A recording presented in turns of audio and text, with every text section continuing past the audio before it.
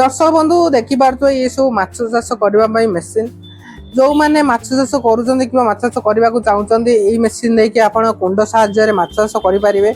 ये हूँ 1 HP रिंगलर आम पाखे खाली 1 HP रिंगलर नुहे 1 HP गतरू आरंभ करके 1.5 HP आसो 2 HP गतरू 5 HP रिंगलर अच्छे ता तलू जो मैंने छोट छोट टांकी करुँच भी LP 100 आरंभ कर डाइपम सब प्रकार मिल जाव। आम पाखे खाली रिंगलर नुहे रिंगलर सहित दाना माछ दाना भी दऊ मेडिसिन भी दऊ और टेस्ट किट भी दे था। और आउ जो मैंने गवर्नमेंट सहायता रे आपनकर बायोफ्लॉग रो मशीन बायोफ्लॉग रो करूचंती माछ चाष करूचंती ताको पई हम प्रॉपर जीएसटी बिल दे था जा फल रे से हम नै कि सब्सिडी रो लाभवान होई परिबे। जो माछ चाषी मान भाई मान को एमिति का बायोफ्लॉग रो रेगुलर दरकार किबा बायोफ्लॉग रो किछि बा इक्विपमेंट दरकार डिस्प्ले रे नंबर दिया आइसी हम कांटेक्ट कर नै परिबे।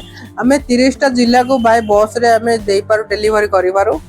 आम शॉप ना साई एंटरप्राइज साई एग्रो ओडिशा आम शॉप टी भुवनेश्वर शिशुपालगढ़ पाखरे अवस्थित।